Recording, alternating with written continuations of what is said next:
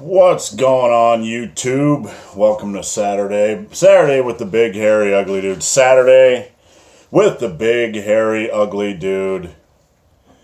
Drinking coffee. Gonna answer questions for about 30 minutes. So if you have any questions, drop them in. If I miss your question, post it up again. I'll try to get to it. Got a shirt from Canada, from the Canadian YouTuber Cocky Jerk and his crew at Hostile. You can see kind of the Canadian flag up in there. And yeah, powerlifting. All right, guys, I'm going to answer questions for about a half an hour today as I pound my coffee after I'm done with this. I got a podcast I'm doing with a doctor. We're going to talk about weight loss. Good morning, guys. Good morning, Jeff. Good morning, Sergio. I got a podcast after this, and then I'm going to go on an 8-mile hike. And tomorrow, what are we working tomorrow? Chest on Sunday? We're working chest on Sunday. Don't tell anybody. We're getting chest day in early. All right, guys, if you have any questions, let me have them. I'll be going for about 30 minutes. Just a reminder, if I don't answer your questions in this video, that I offer 2 books, actually 3, but I offer Massive Iron, which is a muscle building, strength building book, and it equips you to maximize any program. You can find that in the link to most of my videos. And I offer a fat loss book called Flex Calorie Dieting, which is a reasonable way to lose weight. You can find that at Muscle and Brawn as well. Good morning, Norway. Glad to have you on board. It's a nice, sunny but cold day in the United States. I say Nico says, speaking of powerlifting, do you prefer RPE or percentage-based training? I don't like the term to use RPE, but I have used it in the past. I like to recommend, if you're doing singles, doubles, and triples, when the weight feels manageable, meaning you feel like you can add 5 pounds to the bar, then move up. So it's a form of RPE. You can really use anything you want, as long as you got a defined progression scheme. I don't prefer one or the other, to be honest with you. I don't like calculating percentages because you always end up at odd numbers and so on and so forth. So let's see what else we got here. Excuse me, just waking up. Morning Gladiator. Tom says, do you think cuts and flesh wounds as far as recovery time related to muscle recovery? Do you think cuts and flesh wounds are... trying to figure out the question. If you have a severe cut, I really don't know what to advise you, because I've never lifted with a severe cut, but a minor cut I have, and don't really know how to answer that one, so I apologize. So let's see. DeLon, how's it going? Say the obesity-related videos you have been putting out have been great. Thank you. I appreciate it. I've always been a muscle and strength building channel, but after losing the weight, I've kind of started to do more obesity stuff because I think it's important, because so many of us struggle with it. I mean, I'd like to say a lot of us want to get 6-packs, but in reality, most of us just want to be at a healthy weight and look muscular and sexy AF. You know what I'm saying? Sexy AF. Let's see. Sergio, I have type 2 diabetes. We can't load up too many carbs. What's the best route to build muscle?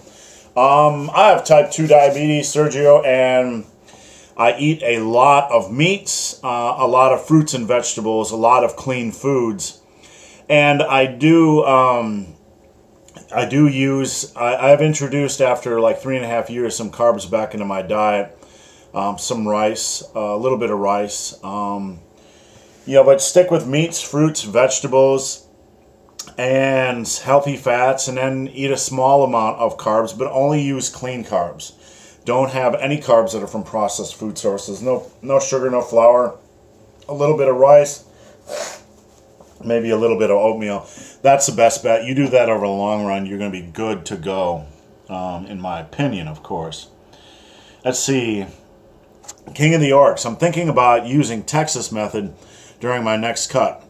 What change to it do you think I should make, if any? Well, the Texas method is kind of a strength building program, and to do something like that during a cut, honestly, I don't think that's the best timing for you. I think during a cut, it's probably good to drop the intensity or the weight because things are changing. Your weight is dropping, your leverages are going to change a bit, you're going to get a little bit weaker. And if you're trying to maintain strength, honestly, the best method, in my opinion, is to drop the weight down and do more of a volume, but at a lower intensity, like 4 exercises at 5 by 10. And it's easier to maintain strength, in my opinion, when you're doing a volume of work. Say you're doing bench press 4 by 10 with a weight. When it feels manageable, you can try to add 5 pounds. If you slip a rep or 2 reps, during the cut, it's not it's much more forgiving than getting under a near 1 rep max and failing, or putting your body, as you're losing leverages and strength and you're trying to lift the same amount of weight, you're increasing the risk of injury.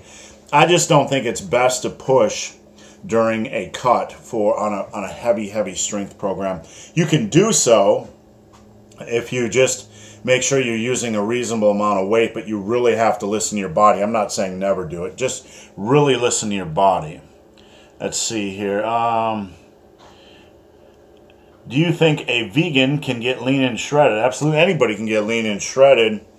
It all has to do with effort. Look, there's only 3 macronutrients: carbs, protein, and fat. And then you have calories, and leanness is all about getting in a proper calorie restriction that is helping you lose weight and maintain the most amount of muscle mass. And that can be done with any food combinations, any dogma aside, any specific diet aside, regardless of what anybody thinks about veganism or intermittent fasting or all these other diets. You can get ripped on anything as long as you have everything dialed in appropriately.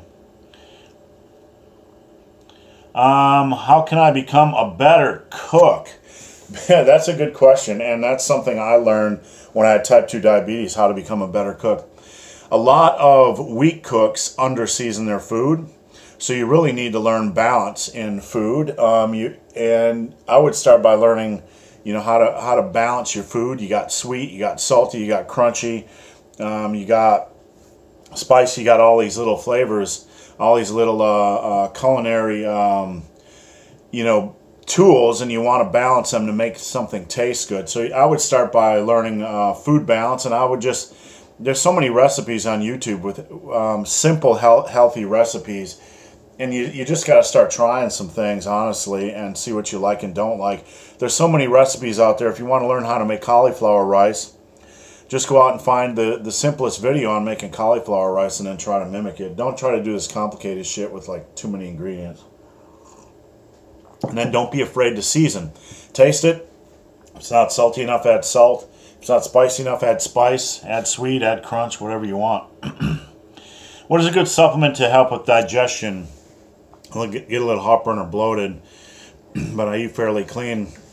MTS Nutrition offers a probiotic, and that's a really quality choice. So I would check that out. That's not expensive at all, and it comes in like a chocolate chewy tab, which is quite pleasant, to be honest with you. So yeah, I would check out the probiotic by MTS Nutrition as a starting point. See if that helps, and you can get that at tigerfitness.com. Thank you, Sergio. I appreciate it. Let's see. Name here says, I have to hit legs tomorrow, but my legs are sore. Any recovery tips? I would probably go do a nice hot bath and a nice light walk. I ran into the same problem when I was doing German volume training, where my legs would be sore. And it would probably help to go out and get a nice 20-minute walk in the morning and then take a nice hot bath. You might feel a little more stiff after the walk, but the next day it might help improve things. The soreness is generally not muscle. It's generally the fascia or the connective tissue. The connective tissue is like 10 times more neurosensitive, or whatever they call it. And generally when you feel pain or soreness or stiffness, it's the connective tissue, not the muscle. So you have to loosen that up. And even if it's stiff tomorrow, don't worry about it. Just do a nice warm-up, walk on the treadmill for 10 minutes at a moderate pace. Just get the blood flowing and the heat up, and just start slow on your warm-up sets and do what you can. Don't stick to a program if it's going to get you injured because of soreness. So back off if you have to. Let's see. Axel says, I have had a virus in my body and haven't trained for about a month. Should I go back and take it easy? Yes, yes, yes. If you're off the gym for a month, you got to understand that you'll gain it back really quickly. But you're going to find things like your core and your lower back and everything is much more weak. Just sitting around and being sick will weaken them very quickly. So the first week back, do a very moderate weight. Just get in there and move. Don't do heavy at all. Just do really what you would consider light to moderate weight. Just to move, to get the blood flowing, get the muscles back in. Just get back in that habit. The second week, ramp up the weight a little bit. The third week back, you're going to be almost up to full speed, and you'll be able to tell on that third week, if you're ready to gun at full speed. But the good thing about muscle memory is once you build muscle, my pathetic biceps, my worst body part. Once you build muscle, you're adding in those extra mitochondria into your cells, and when you lose the mass and strength, that mitochondria is still there. That cell is still strong. It's like an addition on a house, so it'll come back quickly. So take your time, be smart, and don't get injured. Gladiator says you have the best channel around. Thank you very much. I have a beginner question. How do you progress when you can no longer add weight to the bar besides adding sets? The way you do it is you use the system I talk about in my book, Massive Iron. You try to add reps. Adding weight workout week in and week out is nearly impossible. So as a beginner, when you reach that point where you can't do that, you need to try to add reps. So if I'm doing 3 sets of bench press, and this is what I did for a long, long time. Let's say I put 225 on the bench, and I do 10 reps my first set, 8 reps my second, and then 5 my third. I got 10, 8, and 5. The next time I go into the gym, I just try to push those sets and add at least a rep to one of those sets. If I can add a rep or two to multiple sets, great. But you start to understand at that point as a late beginner that even adding a rep to one of those 3 sets each week, 3 weeks out of 4 weeks, because you're going to have a bad week once a month, that's going to be good progression. That's going to be sustainable as an intermediate lifter, and that's about all you're going to expect as a late beginner, early intermediate lifter. So that's the way I approach it. You can find more information on that book, on my book, Massive Iron. But that's basically what I preach for most lifters. Do you think supplements are a must for cutting? Cutting, look, what I think when you're cutting is that you probably want to increase your protein intake a little bit to help encourage as much muscle retention as possible. Plus, protein is the most thermogenically friendly macronutrient. It takes more energy to process protein than anything else. So it's probably a good idea to take that as a cut. So you want to bring up your protein a little bit during a cut. That might involve a protein supplement, like a whey protein. It doesn't hurt to take things like yohimbine HCl, which there's science to back this up. And you can check out the timing on yohimbine HCl. But it helps you burn a little bit more calories after the workout is done, and that's not bro shit. That's science. And there's fat burners out there that are strongly caffeine based, but most of us are just ODing on caffeine to begin with. So I'm really not sure they're going to provide benefits. So if you do look at a fat burner, know that they're extremely inexpensive. But look for ingredients other than caffeine, and understand that they're only going to be like a 1% help. They're not magic. They might help keep that metabolism more regulated and ease out some of the bumps and dips, but they're not going to be magic. So it's harder to get in vitamins and minerals when you're cutting because you're eating less food, obviously. So that's a concern. So I would consider when cutting, maybe consider green shakes, or like something like MTS greens, the green powder, to get in your vitamins and minerals. And if you're feeling a little bit like drained testosterone-wise, you might want to check out like a reputable testosterone booster just to keep your hormones, just to keep, encourage you to feel better. But Let's see. Do you do King of the Orcs says, do you do Olympic lifts? I've played around with them over the years. I like doing like hang cleans and hang things like that, high pulls and stuff like that, variations. But honestly, they're very, very technical. They take a lot of time and effort to master. And it's a skill set that really isn't needed in the muscle building realm and the strength building realm. So it's nothing I've been extremely interested in. I see their value. Just know that, you know, there's something that requires a lot of skill to master. And if you want to do them, just, you know, give it a fair amount of time and try to learn your lifts and learn your techniques before you go crazy and get yourself injured. Let's see. My colleague, AAA, says, my colleague is trying to lose weight, and I tell him to make it simple. Only drink water, go into calorie deficit, and lift weights 3 times a week. Any other obvious tips I should give them? Here's a tip that I like to talk about when it comes to losing weight, and I talk about this, and I'm sorry to plug my book again, my fat loss book, Flex Calorie Dieting, but I'll tell you what I advise people when they're losing weight. I create a calorie deficit, but I also I'll take 500 calories out of that, or 1,000 calories, or 800 calories out of that deficit a week, and I'll put them in a bank, okay? And then you have 500 or 800 or 1,000 calories a week you can use at any time, at anything, any foods, any cravings. Because if we go into a too restrictive of an eating plan, a cutting diet, and we leave no room for cravings, or a buddy wants you to go out for a couple beers on Saturday night, then it takes a lot of the fun out of life. So that's why I developed my system, Flex Calorie Dieting, to kind of teach people how to stay in a calorie deficit while also leaving some calories, flexible calories on a week to eat whenever you want on anything. So that needs to be worked in. Some kind of system needs to be worked in to allow some flexibility during dieting, because, hey, you know, your wife or your girlfriend's brother might be having a birthday party and you might want a freaking piece of cake. If you're on a calorie restricted diet with no flexible room for a piece of cake, you're screwed. But if you're like the big hairy ugly dude and create a dieting system that allows for that, then you like, oh man, I got 800 calories. I can have a piece of cake and 2 beers. What kind of life is that? That's a glorious life, boys and girls. My Aussie fiance is laughing at me.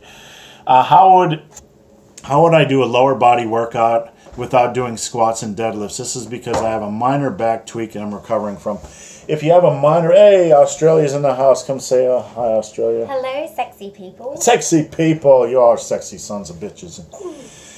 If you have a lower back strain, what I like to recommend is you could do goblet squats.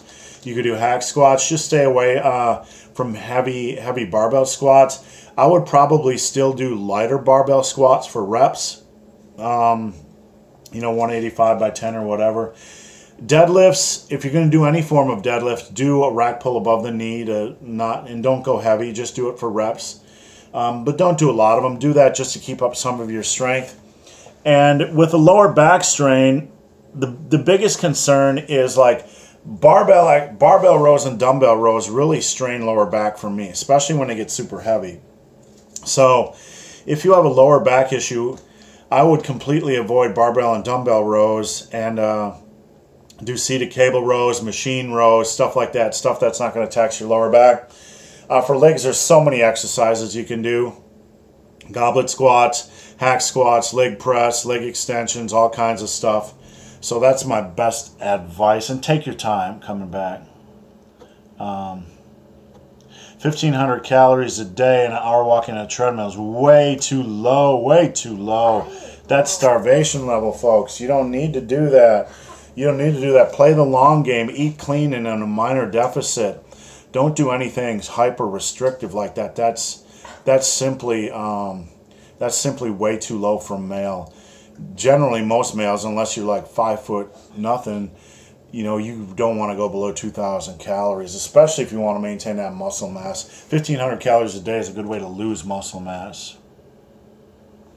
Your thoughts on the Russian doping scandal?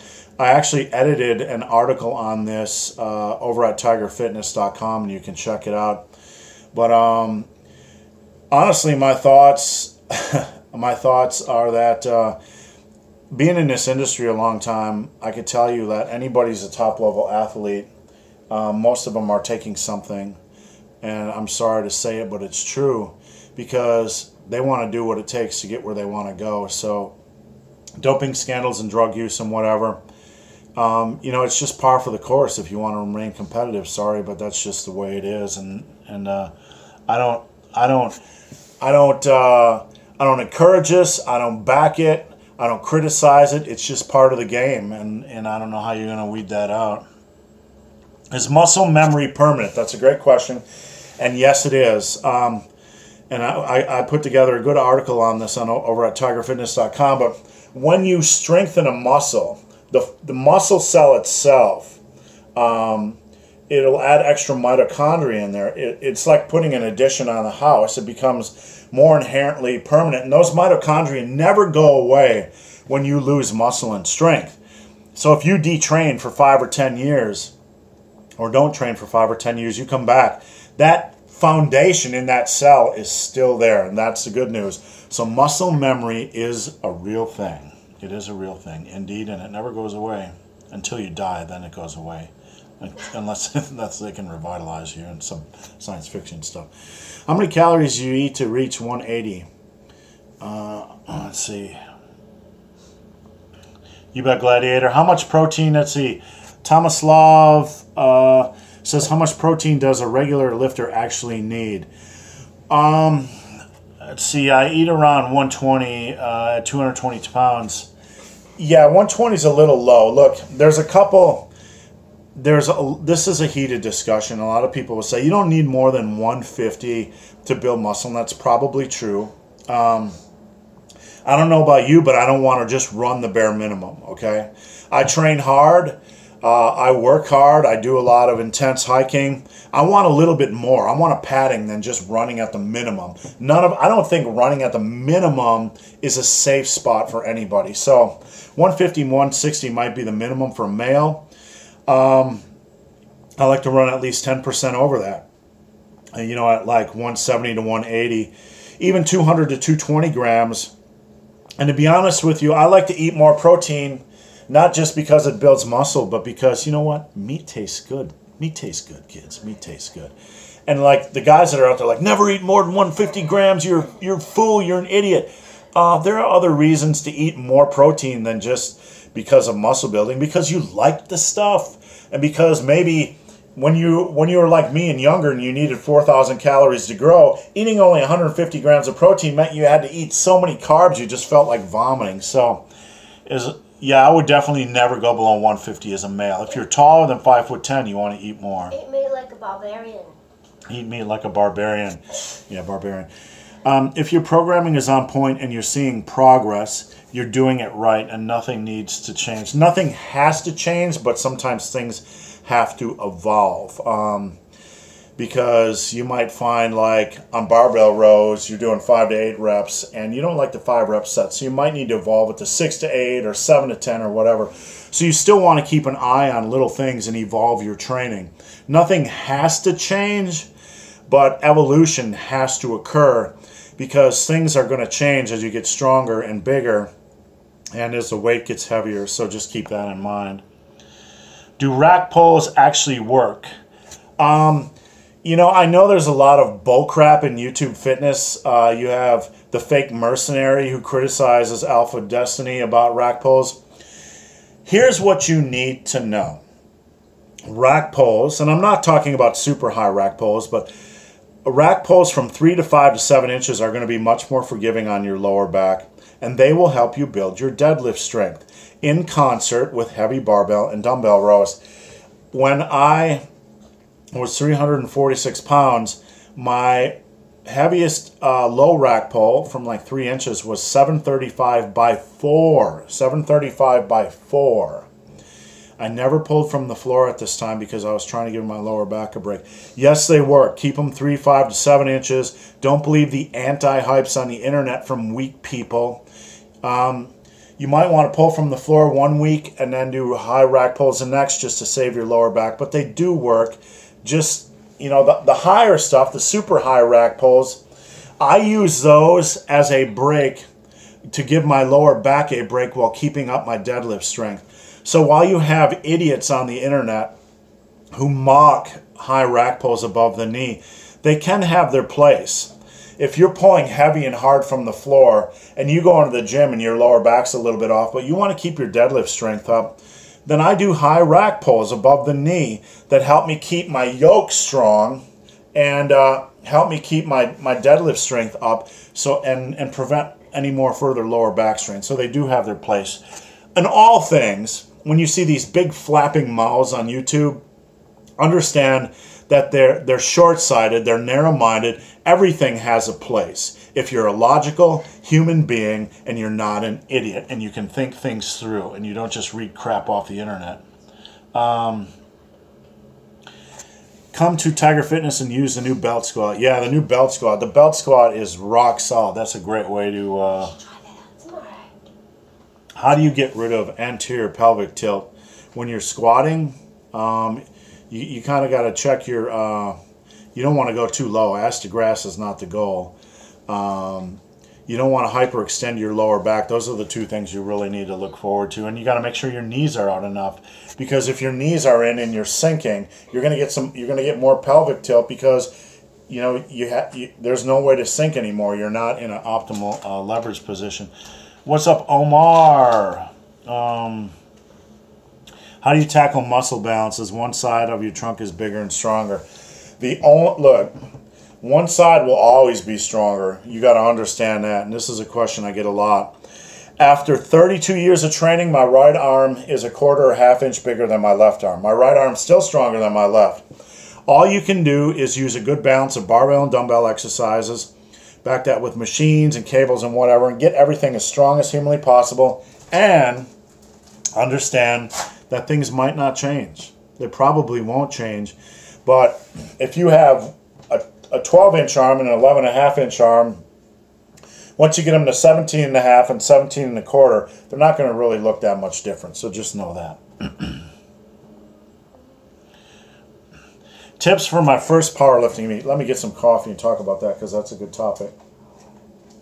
Do you want me to grab this? Don't change your program going in.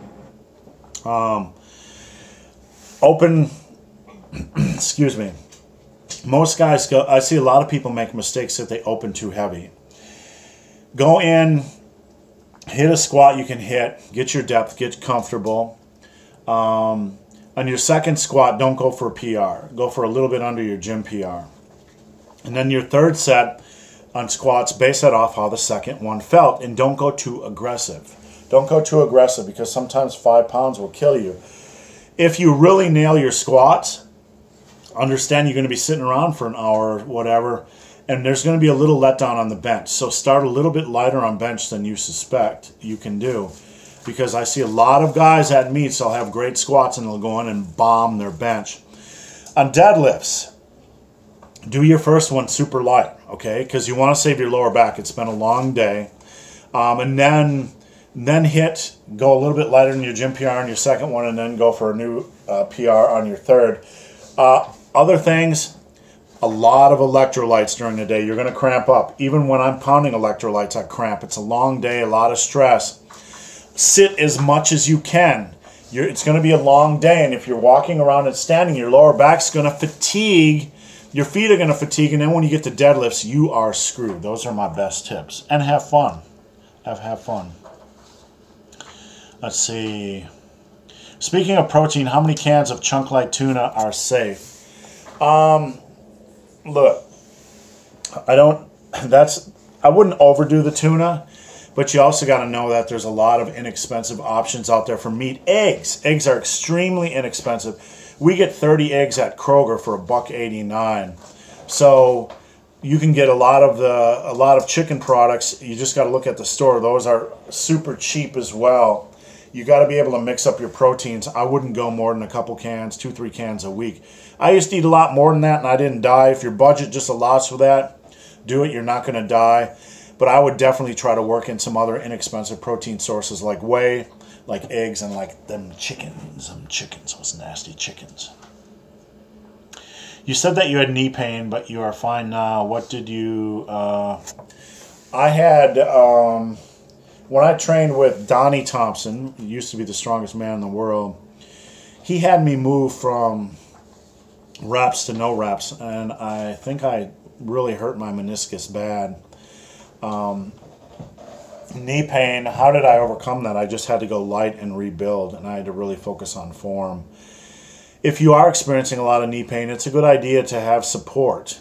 And I know the knee wrap thing is a heated debate, but you got to support that knee until it's completely healthy. I would at least do knee sleeves to keep them warm and go light for a while. And if it's not completely ready to rock and roll in 3 to 4 months, you probably need to move to more support like knee wraps or see a doctor because something might... Would you fight the fake mercenary? You know what? There's a lot of tough guys on the internet, and as you get old like me, you're not really afraid of getting hit, and you're not afraid of all the tough guy threats because you've been hit, and you know it's not really that bad, and you don't got anything to prove anymore because you're comfortable with yourself.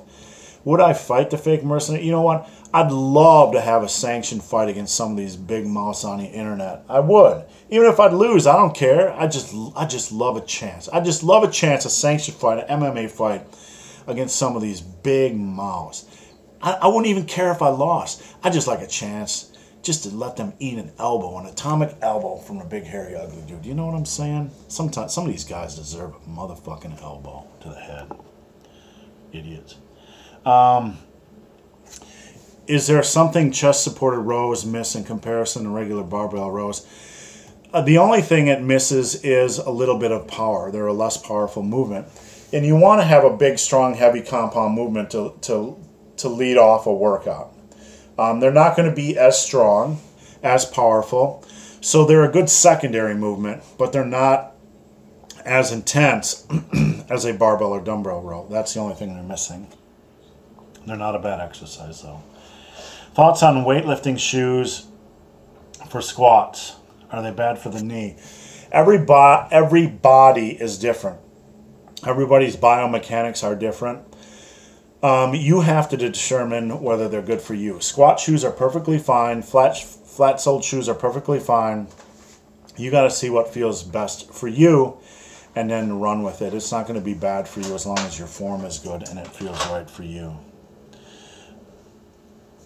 Let's see, watched your Fuck the Bar deadlift hitch video. Very classic and very helpful. I'm glad it is, and that's a great tip. For those of you that haven't seen it, when you're locking out your deadlift or locking out your squats, a lot of guys and gals don't use their hips and glutes enough. So I always tell them to lock out. I'm going to be crude here. You got to fuck the bar. Just drive your hips forward like you're, bringing it home, you know what I'm saying? Check out that video if you haven't. Thoughts on DUP for late stage intermediate lifters? I have a great article on this at tigerfitness.com, and you can check that out. That'll say everything I have said on the subject. See, I have a ligament problem in my elbow, inner side. That sounds like tendonitis, and it's not it's not golfer's elbow. Okay, I'm doing physiotherapy right now. Any advice on how to return to progress before this injury? I'm not familiar with that injury, and I'm not, I hope you can respect this, but I'm not going to be one of these douches on the internet that tries to speak about an injury I'm not familiar with. So I don't have advice for you other than to find people that do have good advice for you. I'm sorry I couldn't help you out with that.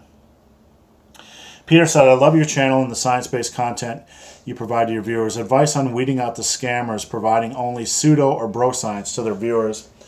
That's a really good question, and it's one that can be heated at times, but a lot of what you see on YouTube Fitness, and I want you guys to remember this, is the guys that are telling you there's only one way, or the guys that are telling you don't do this exercise, or the guys that are saying this exercise are bad for you, the guys that try to swing the pendulum too far to one side, like you only need to do full body, you only need to do splits, or you should never do this exercise, or this is the only exercise you need.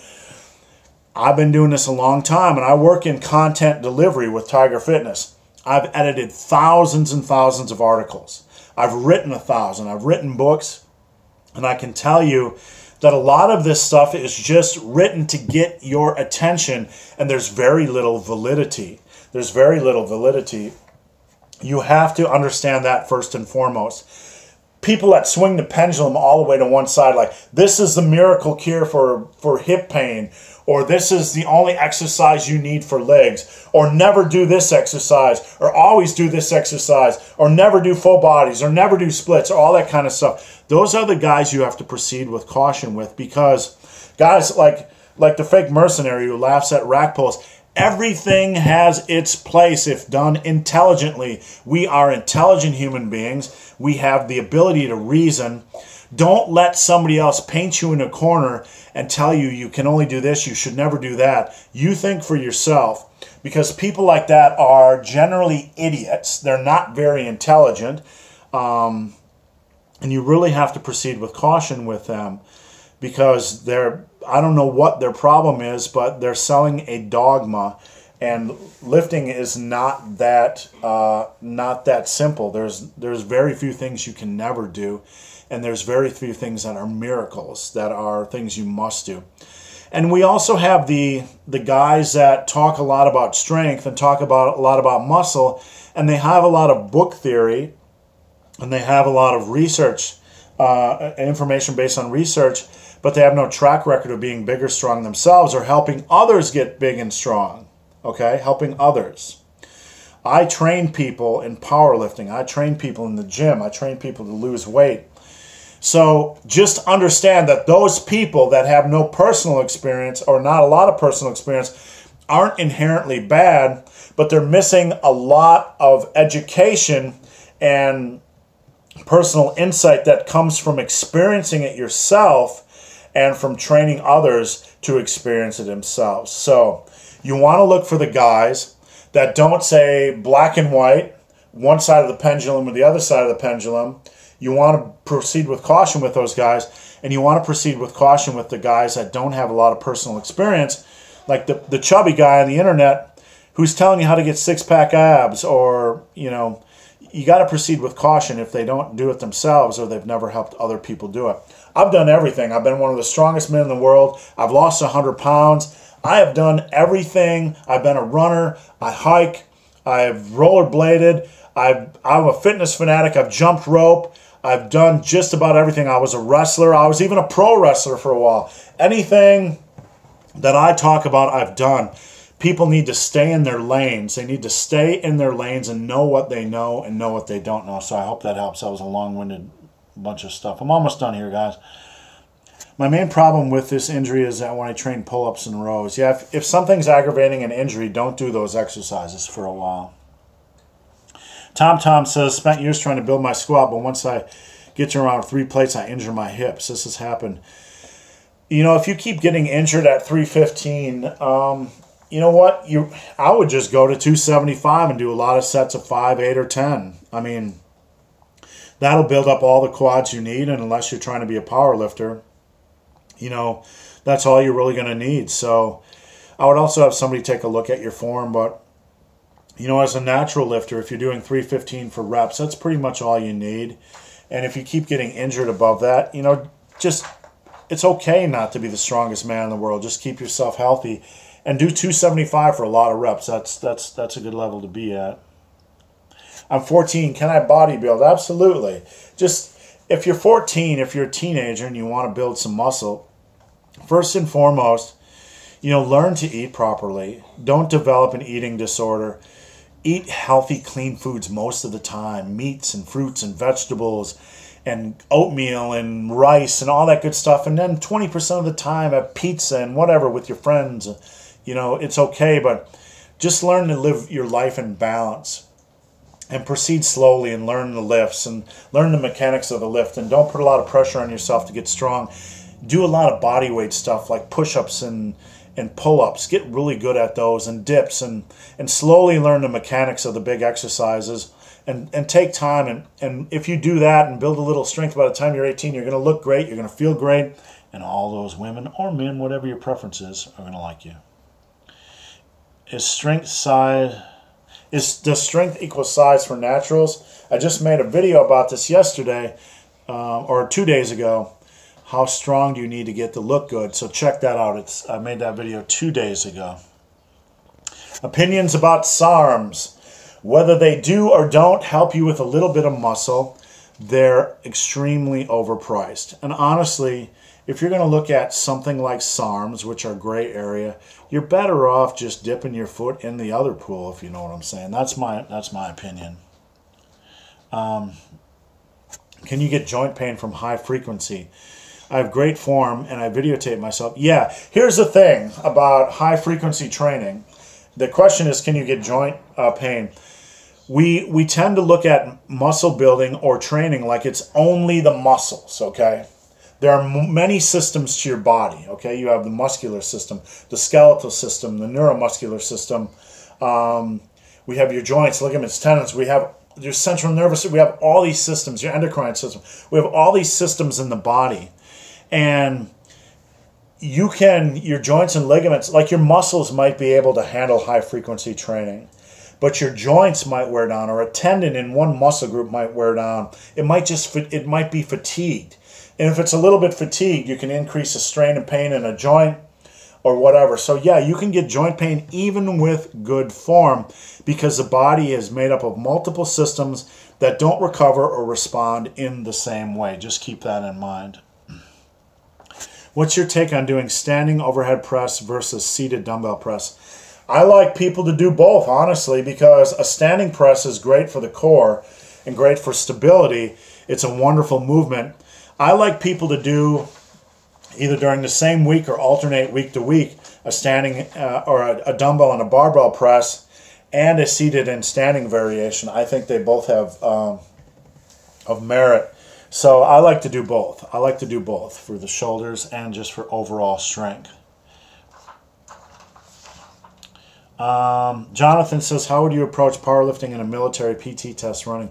I want to keep my strength but have to get ready for a test. I've been there, I've done that. And you know what? I hike. I hike a lot. I'm about to go out and do an 8-mile hike. And I still get stronger. A lot of it comes to not overtraining your program, about training wisely, about being patient, about getting enough food. And I know that sounds super simple, but you can't go out and run and then try to train 5 days a week. You have to listen to your body a little bit and maybe train 3, maybe 4 days a week.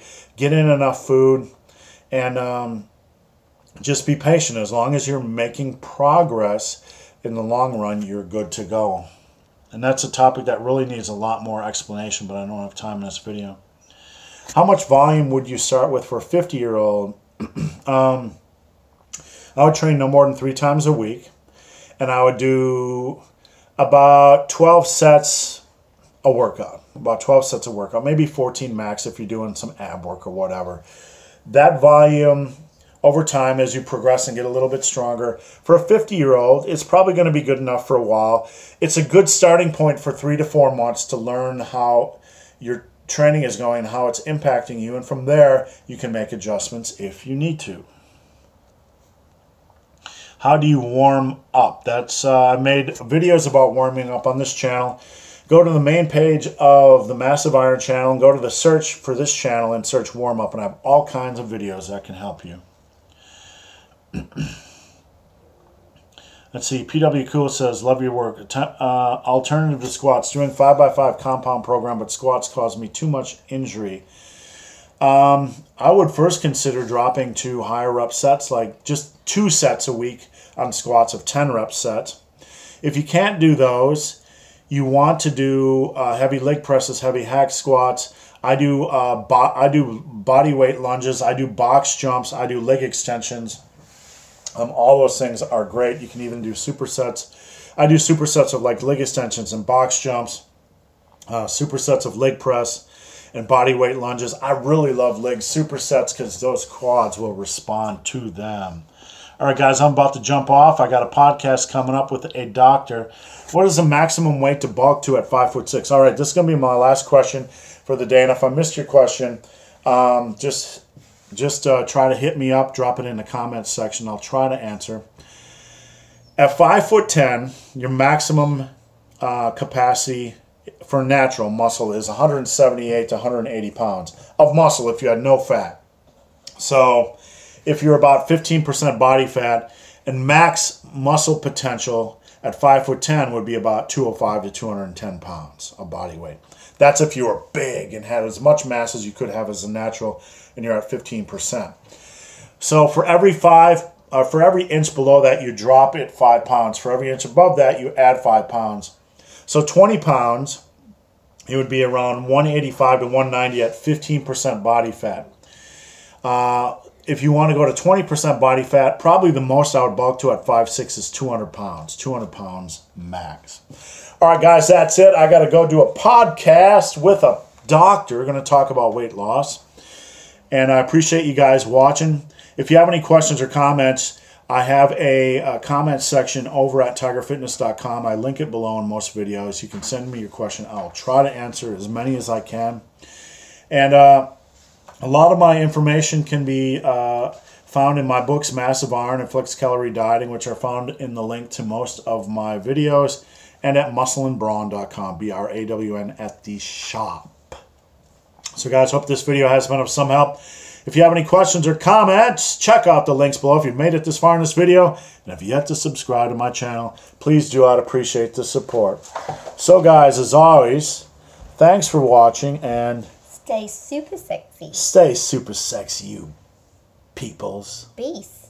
Beasts. Beast. You all are beasts. I love you all. Bye. Let's see if I can turn this off now.